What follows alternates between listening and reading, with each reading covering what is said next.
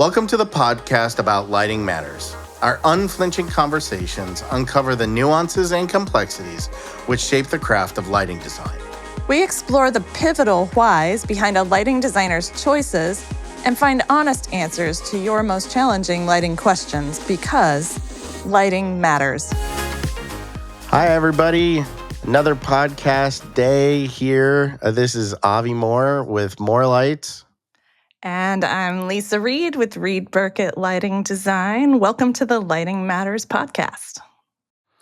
I love this podcast. And Lisa, I'm too. lucky to keep having these conversations with you. Thanks for continuing to play along, and everybody listening, thanks for listening. It's great. We're getting close to 500 followers. Very excited. It is great. I mean, you did trick me into doing this, Avi. How did I trick you? I don't know. It was going to be really easy. We were just going to do 6 episodes, 1 hour. And then we had too much fun. Yeah. Okay. We kept going. I do love it. Thank you. Thank you so much. I mean, the guests we've had, the conversations, and it's been great in the year. I mean, really, we started in August, and we've had a bunch of conferences since then, and a number of people just coming up and saying, we love the content, we've referred the content. Did I tell you about this, or did we talk about this? I'm going to give a shout out to Kathy Vandal in Kansas City, Lightworks. Her office listens to the podcast and then has kind of a book club chat about each episode, which I think is fantastic. Well, that's because they love talking to or listening to 2KU alumni down there in Kansas City. So, that's where it's coming from. Some of them do. Some of them love it. Yeah, I hear some of them are K-Staters, so, we got to be careful of that. Yeah. Ever tell you the story? My ma came to visit me in Lawrence, and she rented a purple car. I told her she had to go return it and get a different one. Did she get it really cheap? I mean, good grief. Well, she didn't know. She just went to the, Avis or whatever, and they give her a car. It's like, yeah, Ma, you can't bring a purple car into Lawrence, Kansas. That's not to Lawrence. Just not possible. No. Yeah. I used to like purple. I stopped wearing it when I went to KU. Yeah. Yeah, no purple. Although our wedding color was purple, but I mean, it was a different purple than that purple. Okay. I don't know. Anywho, we've both been on stages this year as the year comes to a close here in the next 3 weeks, right? November, Thanksgiving, and then nothing. Okay. You're saying it's over in 3 weeks. I like the sound of that. Except I have a lot to get done by the end of the year, but okay, I'll take it. Oh yeah, I have this list of things I got to get done for the marketing team, and oh my God, the list is long. But we've both been on stages this year talking about some great topics, and we thought it'd be good to put some of that out in this hemisphere. Right, for sure. We've both been presenting. I mean, I think that's something that a lot of lighting designers do do research or present as subject matter experts.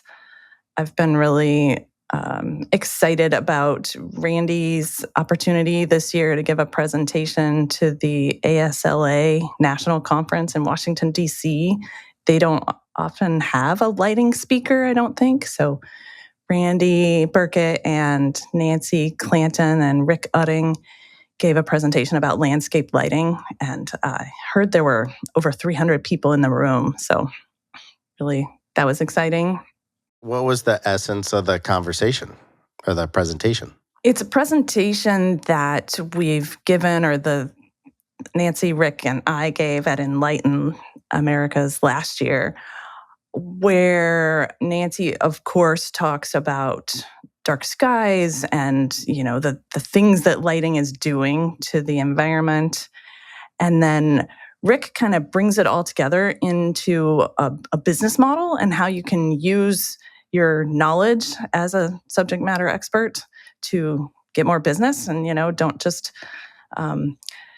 dump things down or kind of give in, right? But show your expertise to win business. And then Randy or I have given a case study of a large park project that we did, and sort of the application of all these principles, how to actually bring it home in the real world. Oh, that seems very interesting. Yeah, it's a fun one. I got to present it once and then listen to it.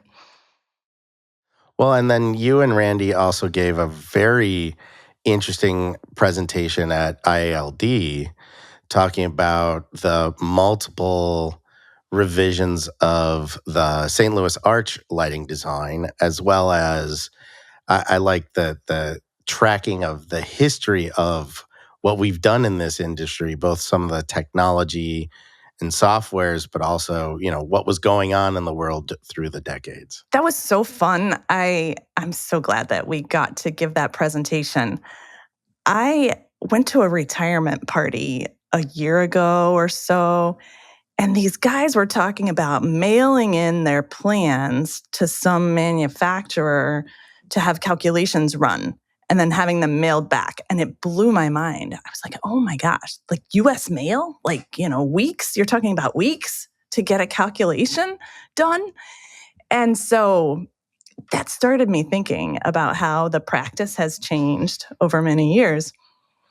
And then last December, when we completed a third round of lighting design for the arch and the first LED lighting installation for the St. Louis Arch, we were talking about, well, the arch is now, I think next year. Anyway, it's coming up on 60 years, or maybe it's just passed.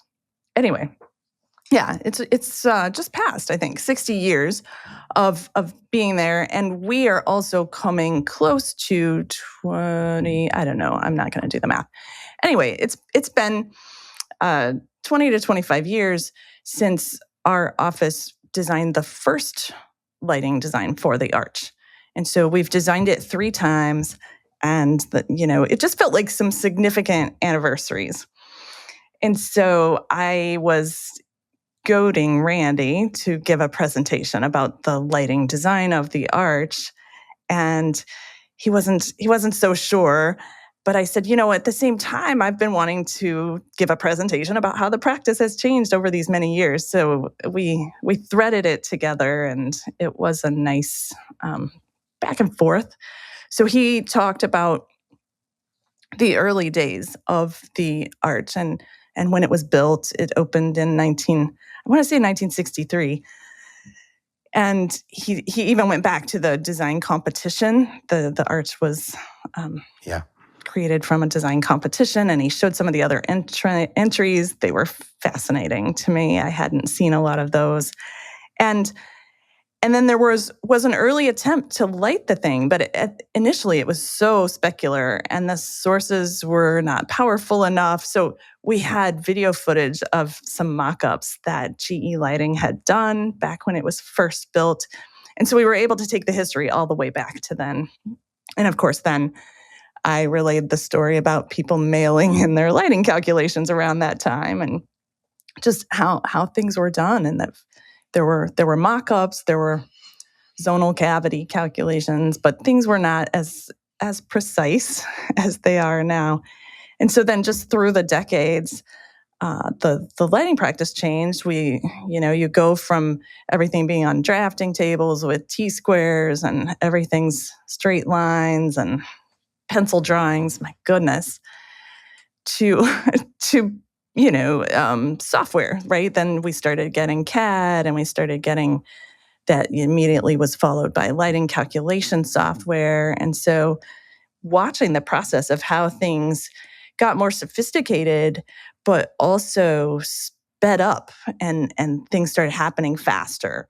So, you went from mailing your calculations to FedExing your rolls of lighting drawings to, everything's instantaneous, and now it's all shared in the cloud, right? And so over the years, then multiple different lighting installations in the late 90s is when they first were able to do a lighting design for the arch, but they didn't want to disrupt the plaza. They didn't want to have fixtures that stood in place that ruined the pristine, green plaza leading up to it. And so they built these deep vaults and the mock-ups and traveling all over town to view the light on the arch because it's viewed from everywhere in St. Louis and both sides, Illinois and Missouri. And I like Randy talking about having to take the old camcorders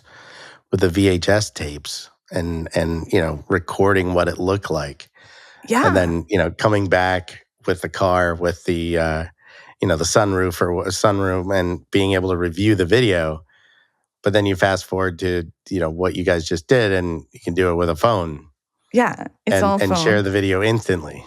Right. Everyone's looking at the same thing. You're talking on the phone. I mean, the first time around, they were talking on walkie talkies. I'm sure at some point they got out of range of each other. And so, like you said, had to wait till they got back to see what they saw.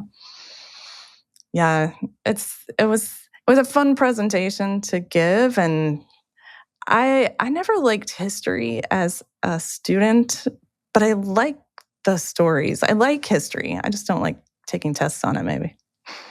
So it was it was fun to dig in and learn some of the history of when different programs came into existence and how one built on the other, from Lumen 1 to Lumen Micro to AGI to Elume Tools and so forth. Yeah. No, it's funny when you guys were making the presentation and as you were talking, I was thinking about when I was in college. I did this VR show and I rendered a lighting scene using ETC Source 4s. I had IES files for them, and lit the stage and rendered it in 3D Studio Max. And I think I had maybe, 25 lights.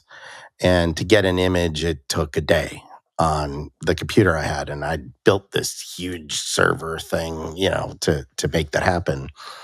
And fast forward to today, we're working on an airport where we have like 1,800 to 4,000 lights in an image. And we can render that in 22 minutes on a laptop. So it's pretty amazing. And I mean, that's so I guess to make sure the age here. So that's like 2000 to 2024, right? So in 24 years, how fast that's gotten. And it was interesting this weekend. I had the kids to myself. My wife went on her birthday, her 5th birthday trip for her birthday, and just cruising through YouTube and found a really cool YouTube video talking about how these video cards work now and how they do not V-Ray, how they do rendering and all these different things and the calculations associated. It was really brilliant. I sent it to my team. They're like, wow, that's how that works. That's what the computer has to do in the background. I don't know. It's amazing I want to how see that it. technology's come. I'll Send send it it to and we'll me. put it We'll share it. as a connection here.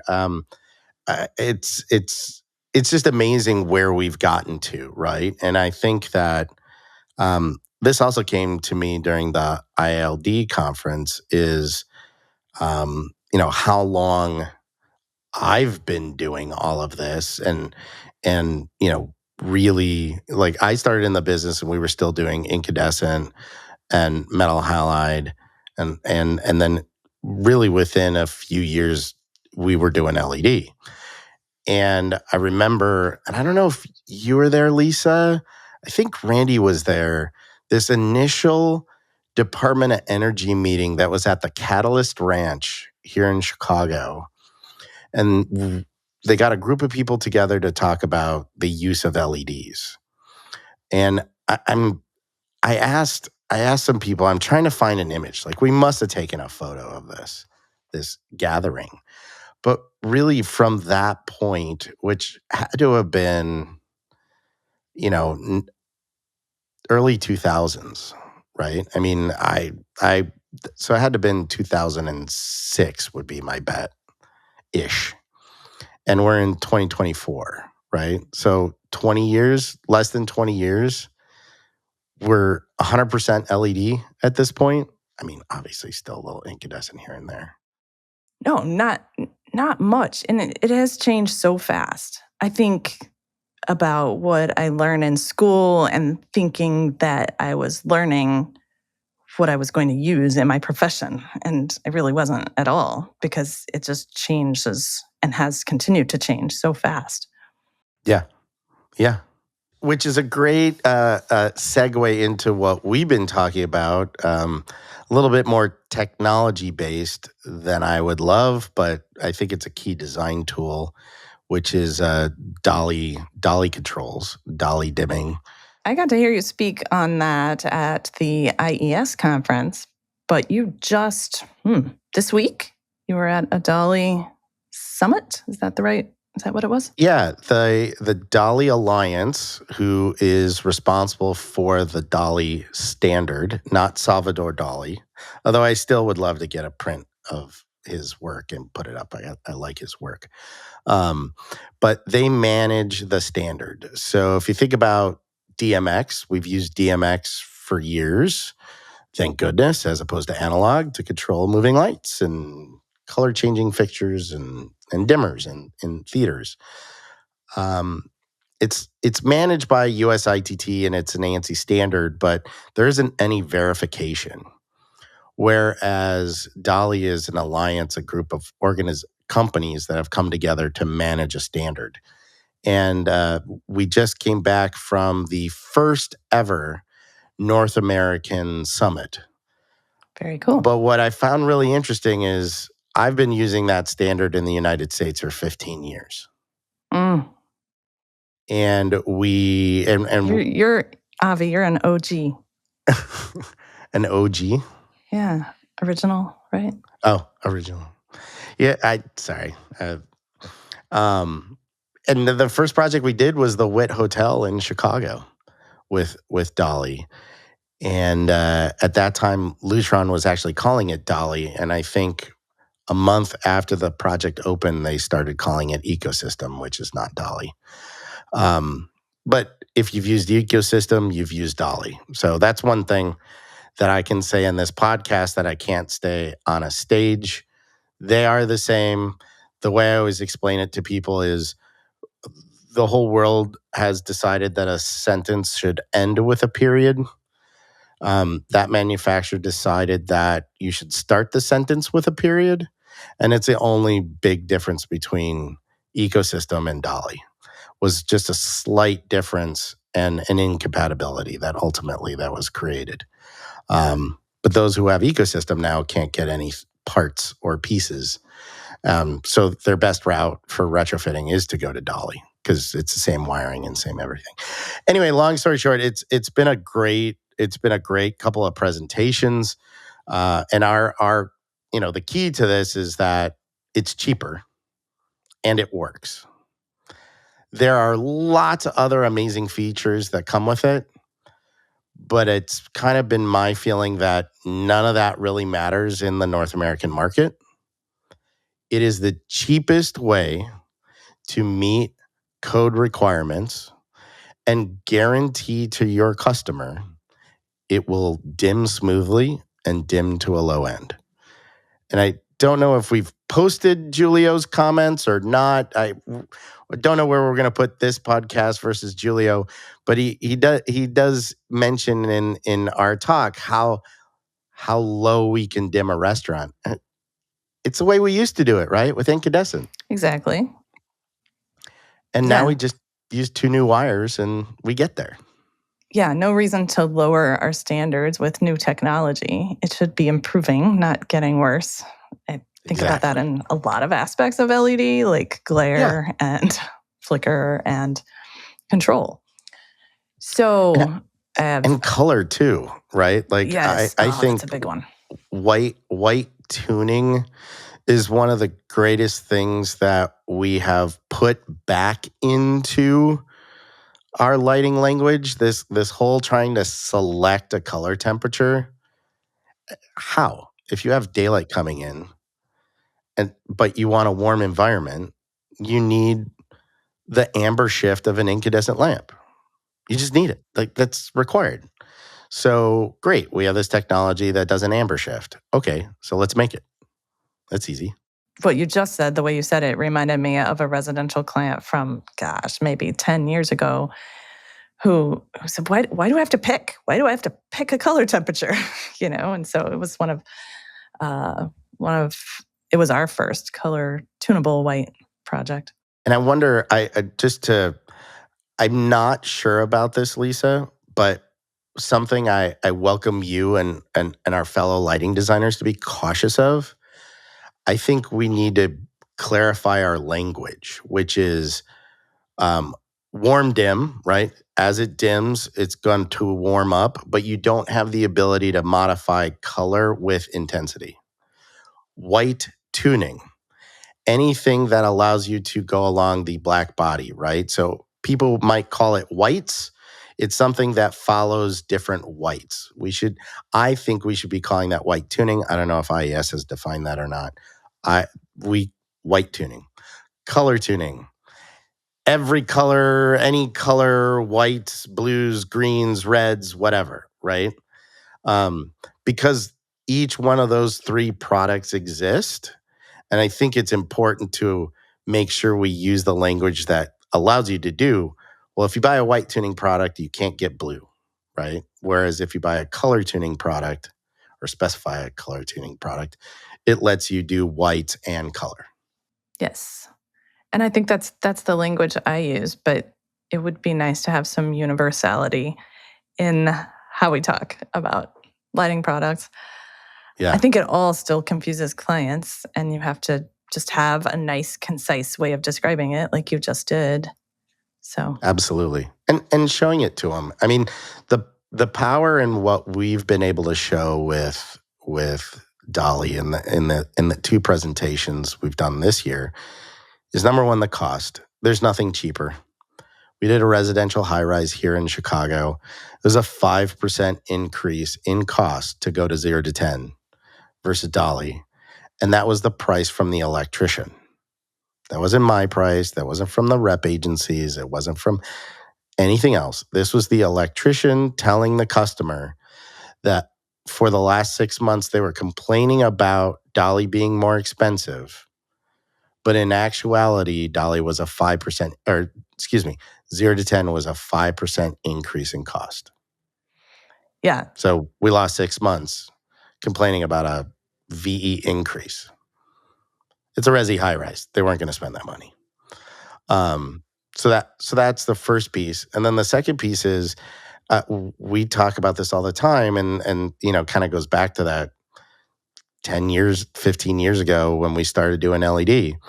Get any LED fixture manufacturer to write on their letterhead that every product they sell to your customer will dim perfectly, signed by the CEO, without any specific information about the dimmer, the driver, or anything associated.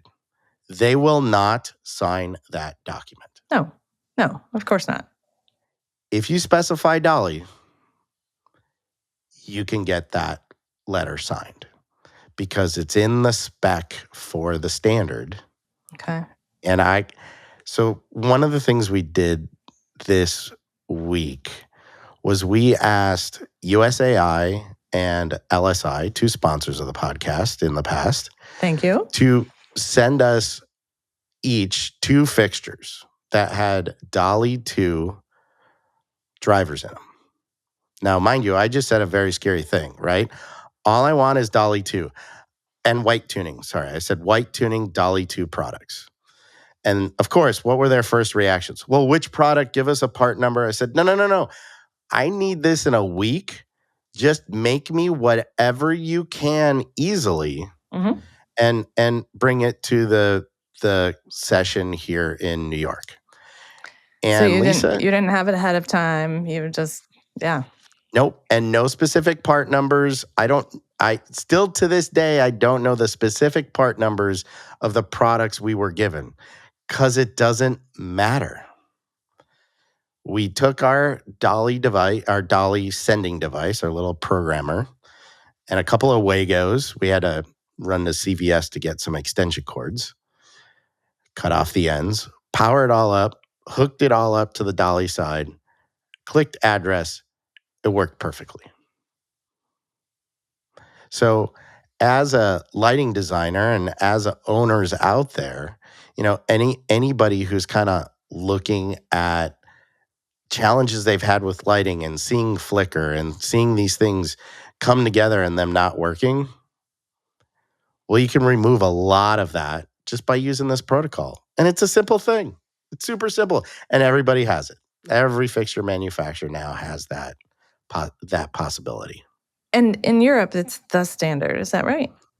Correct. And it's the standard for a couple of reasons that I learned recently. One is their kind of universal standardization in Europe, which is really great, but also their non-proprietary standardization, right? A lot of lawsuits going on with Microsoft and Google and some of these other things about proprietary elements.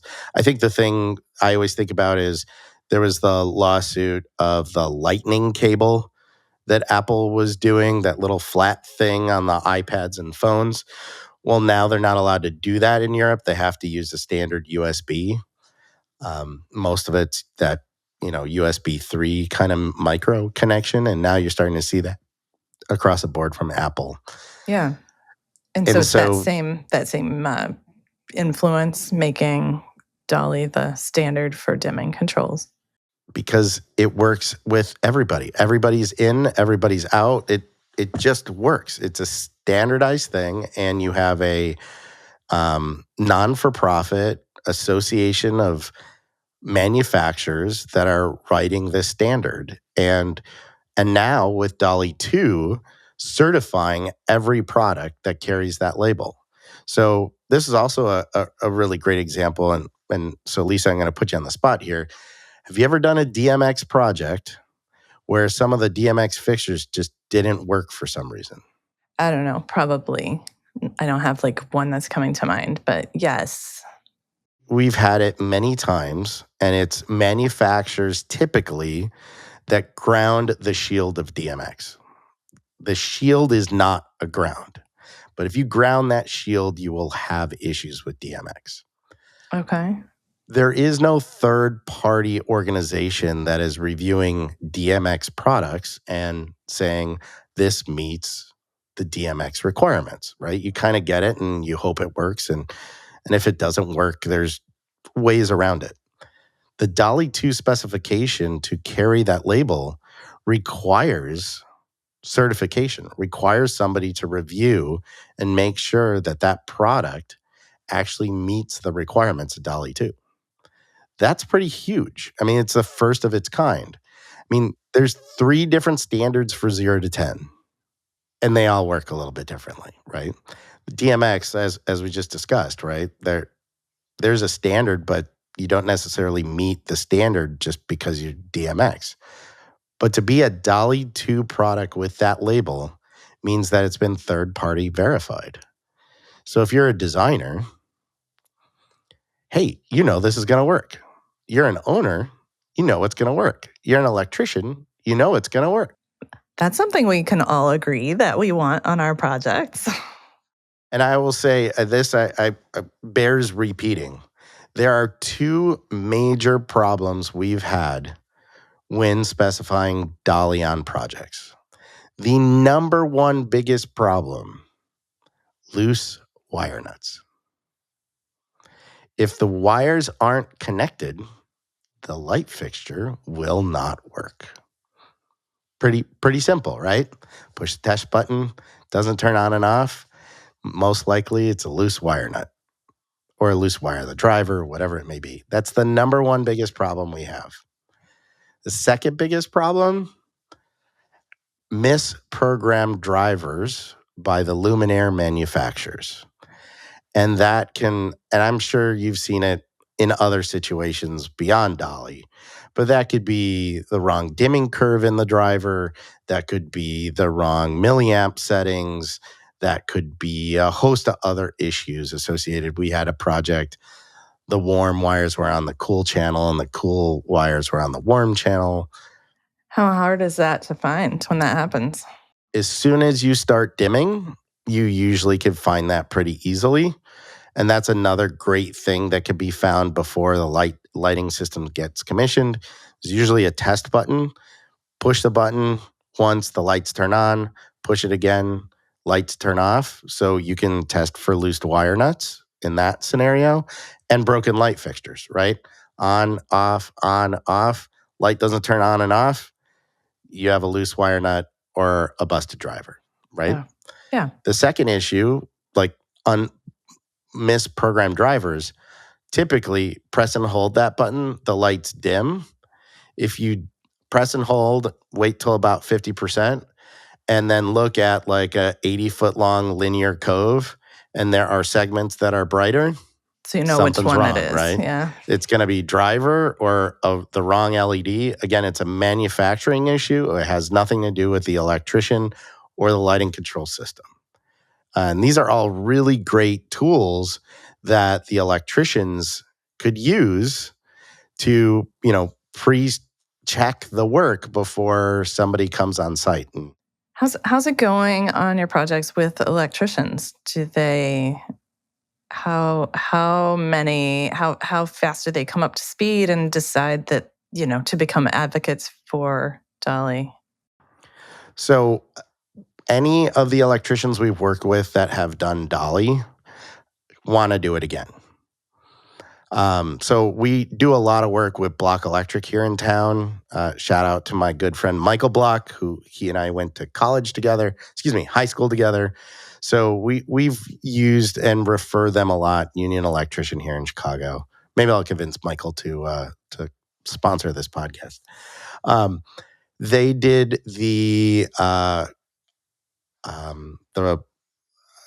sorry, it's just defeating me. The Starbucks roastery on Michigan Avenue, and I don't know who the lighting designer was. If you were the lighting designer, let us know. But it's an all Dolly system. And they said if they would have had to do that with 0 to 10 or ELV, the troubleshooting associated with that would have been twice as much time. And really the biggest response I get is journeymen or journey persons, electricians, they can all count to 55. Well, you sure hope they can, right? Mhm. Mhm. And pulling 4 wires and counting to 55 is really easy. And so when you're in a dolly situation, you can really kind of leave the wiring in the field and not have to have a control systems expert on your electrician staff to manage the lighting control system, right? So far, I've gotten that response. Yeah, that Um, sounds great. as we've shown, it's less wiring, it's less complexity, but there is commissioning time, and I think the GCs are having the biggest challenge with it because how much time do they leave at the end to actually make the lighting control system work? Oh, none. Right. Even when you bring it up in pre-construction, pre-bid meetings, it just doesn't happen. And I would say that the electricians I've talked to, that's kind of been their biggest problem is they're, lighting's the first thing they get VE'd. It's the last piece that comes together in the building Yes. because we need everything else done, right? The drywall has to be installed, sanded, and painted before you can put the trim in. And the last thing that goes in the ceiling is the trim, is the electrician, right? There's just not enough time at the end of the jobs because something gets delayed. And that's been a challenge.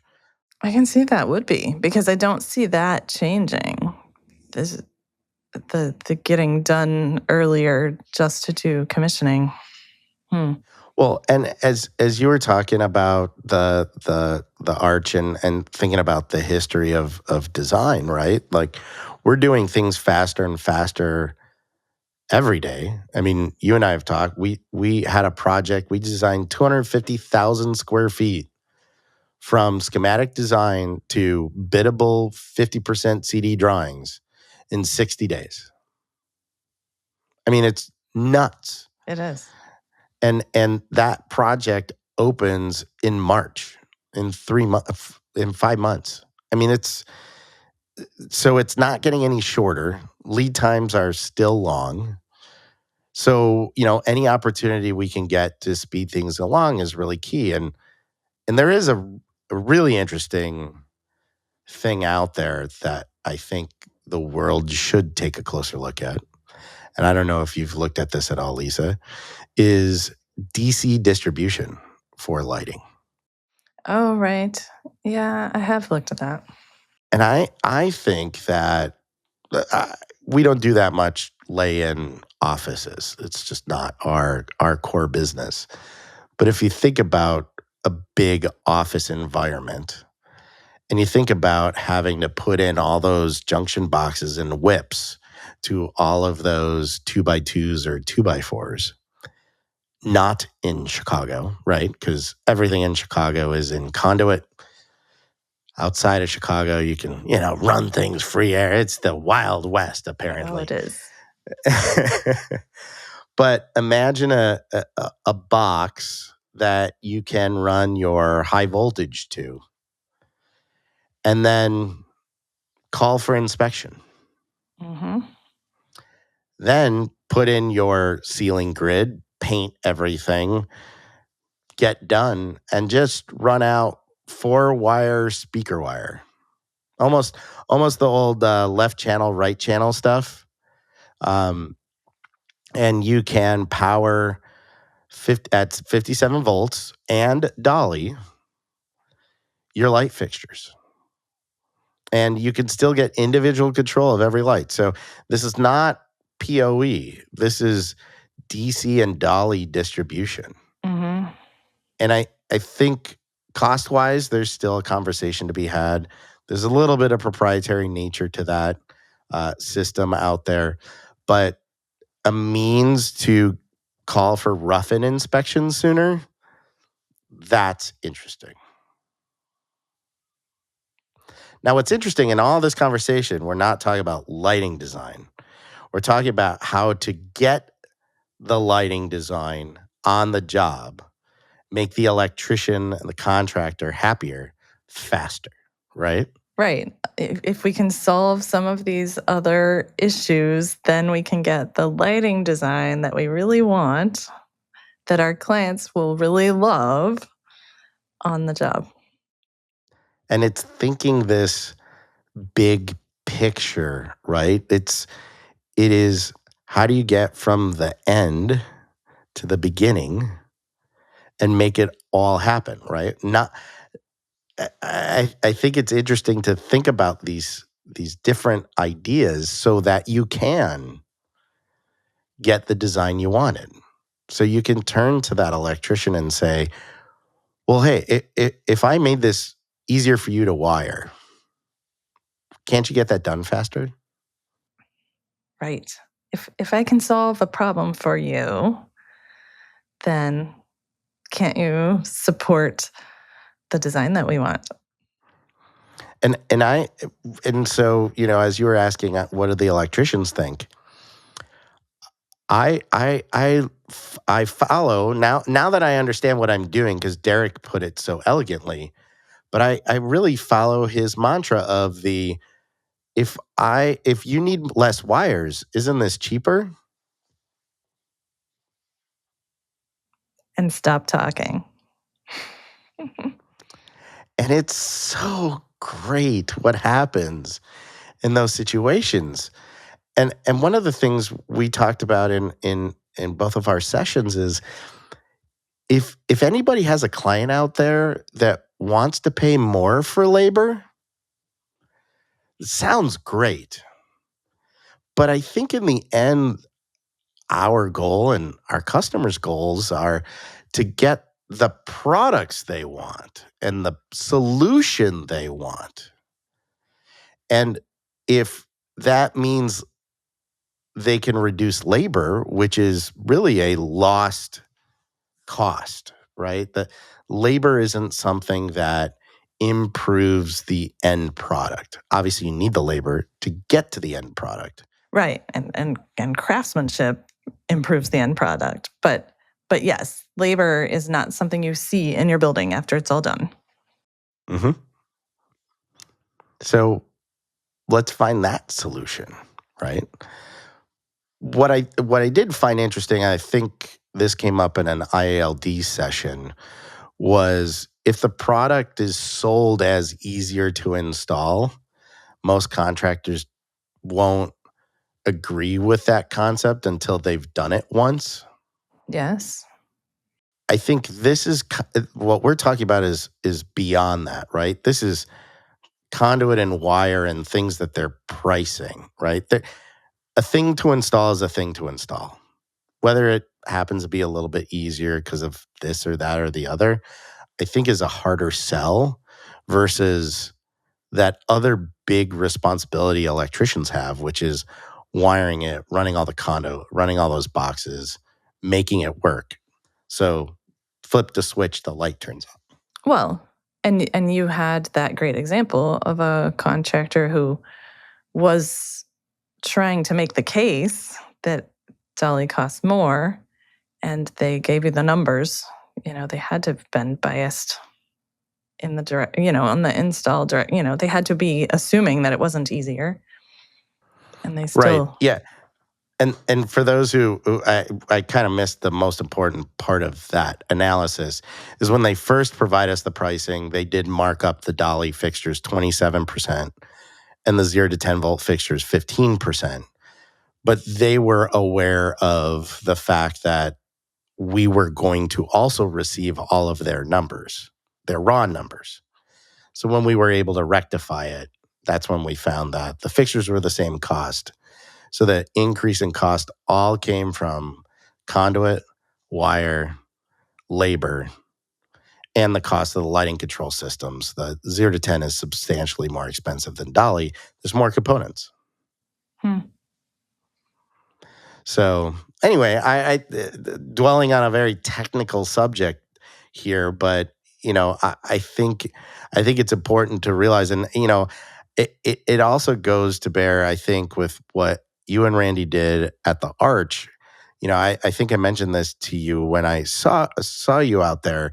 Is that when I first saw some of the photos, and I was like, wait, moving lights, oh yeah, moving lights in an install. But then as you and Randy talked about it, and obviously the article I read didn't go nearly as far as you two both went, but what you did and how you got that arch lit as amazingly as it is now with moving lights, and one of the beautiful things I think to that design, if I can, shed some amazingness on the design application, is that moving lights are incredible, right? When we put them on stage, when we put them on rigging systems, we spray paint where the clamps are. And so when you take a fixture that happens to break out and put it back in exactly the same place within millimeters, change the address and plug it in, it will be exactly the same. And I miss, like, as you and Randy were talking about the application of what you did, like it clicked in my mind of that kind of maintainability for that, in addition to all the design capabilities of tweaking and optics and everything you did with the shutters. And I'm still kind of blown away with the application and how it works. It really is brilliant. Yeah, thank you. I mean, the the maintenance, the maintenance was really the impetus for making the switch to LED when we did, because the cost of the lamps. My husband just found on, I don't know, I'll say Instagram, somewhere he just found old arch lights for sale, and they're for sale, $350 each. Um, they have they don't have any lamps. They're not working, but I forget how else it was advertised. And I said I wanted to put buyer beware. The lamps cost over $500 each. So if you want to make it work, it's not cheap. Yeah. One of my first jobs out of high school was working at Chicago Spotlight. And we had super troopers that went to the United Center for concerts. And Super Troopers use the same 500 watt arc source. And, OSHA officially states full explosive protection gear, because the lamp is at such a high pressure, and a failed lamp, like, it can explode on you, and it goes off like a bomb. I mean, because it's these, I mean, and for those of you who haven't seen these lamps, there's a tube inside a tube with two arc sources that, with a huge voltage, creates an arc between them, and then the gases inside. I mean, it's just super amazing. But those are really dangerous sources, and I remember having to climb up into the United Center and get into those things with this whole suit on to change a lamp. Oh, wow. As Yeah, I mean, but that's what you needed. I mean, if you're That was the going only that way to distance. Yeah, that was the only way to get that much. I remember using them to light a bridge when I worked in Los Angeles. Yeah, to give you those throw distances. That's Yeah. the only Well, option. and I think, like, as we're getting on our time, I think what's really cool about that is, like, you can take that evolution from before and now into LED. I meant to talk about this when we were talking about the DALI stuff, but we did the Chicago Post Office here, Mies van der Rohe, in Federal Plaza, and we got involved during one of the Obama era projects, and we were able to retrofit from metal halide to compact fluorescent, because LED wasn't there yet. Right, you need 60-foot candles for mail sorting. That was still back when they were hand doing it in this facility. And we actually got hired by Block Electric to review the engineer's design. We were able to actually do the whole project, and we did an open spec DALI as opposed to a proprietary spec that the engineer had. And we brought back the Mies van der Rohe detail. So if you ever are walking around city of Chicago, go to Federal Plaza, walk in the post office, that is the original detail that all of those plaza sites were supposed to have. But I bring it up as similar to the arch concept is, we're currently in the process of replacing everything to LED. Okay. And what's so awesome is we have to buy new light fixtures, right? Compact fluorescent versus LED. We need the optics. We're not just shoving in LED replacing compact fluorescents. And this really came from, you can't get compact fluorescent DALI drivers anymore. But other than buying all the light fixtures, and it's a quick, like, half turn, remove, replace thing, the only other piece we had to buy was the lighting control processor, because the processor is 12 years old. The new processor has more processing power. And then they have to readdress. Like, this is a direct replacement, quick fix, because it's open protocol, because yada, yada, yada, right? All they have to do is remove, replace, readdress, take the programming from the old processor, put it in the new one. Oh, that's really exciting. I love that.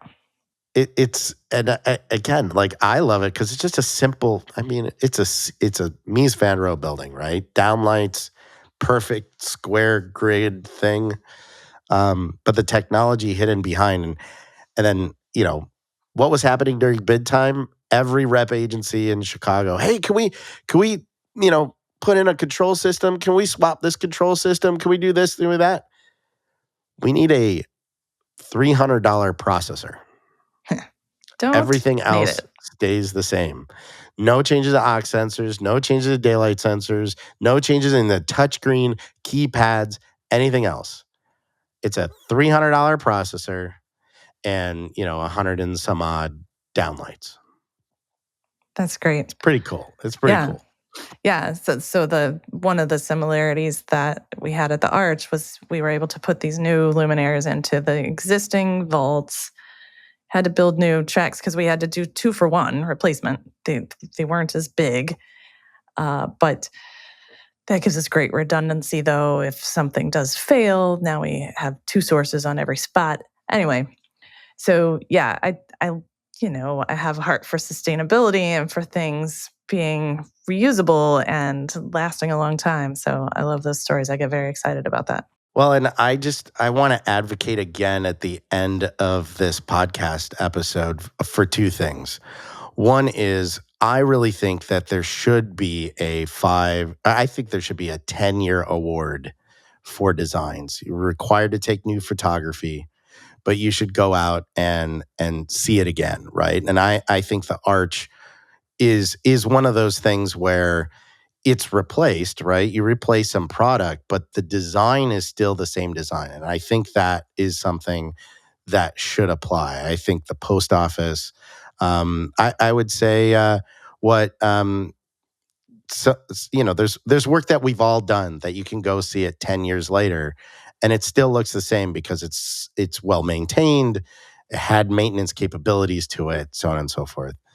Um, so that's one thing I like to kind of end with. And the other thing to remind people to continue to advocate out there for lighting design as you're seeing projects posted by anybody, anywhere that does not include a lighting designer, to ask who the lighting designer is. And I'm going to shout out to Pinnacle. This week, I noticed a beautiful post. They had 4 different projects in this post talking about their products. And I asked, who are the lighting designers? And they unfortunately don't know who the lighting designers are on the jobs. They did repost and state who where they had gotten the photos from. So again, I welcome anybody out there who have seen that post. If you're the lighting designer, make sure to get out there and post and keep asking, who is the lighting designer? And there may not have been one, but let's make that public too. Yeah, for sure. You'll start to see Avi and me and the Lighting Matters podcast commenting all around LinkedIn asking this question, who was the lighting designer? Let's advocate for each other. Absolutely. Lisa, it's always a pleasure to have a conversation with you. I hope our audience enjoyed this conversation today. Thank you, Avi. I am just glad I got through it without a huge coughing fit, but inside jokes there. No, it's great talking to you. I'm glad that we had another conversation, just the two of us. Yeah, absolutely. We'll keep this going, and we look forward to your comments, post in LinkedIn, and we'll talk to you all soon on another podcast. All right, send us your comments. Lighting matters. As we wrap up, we want to reiterate how much we value your time, and we hope you found it as much fun to listen to as we had creating it. Remember to like it and share this content with your friends and colleagues. The opinions expressed are those of the participants and do not necessarily reflect the official positions of the sponsors. Our content has general application, but we recommend obtaining personalized guidance from a professional IALD lighting designer, such as RBLD or More Lights, for your next endeavor.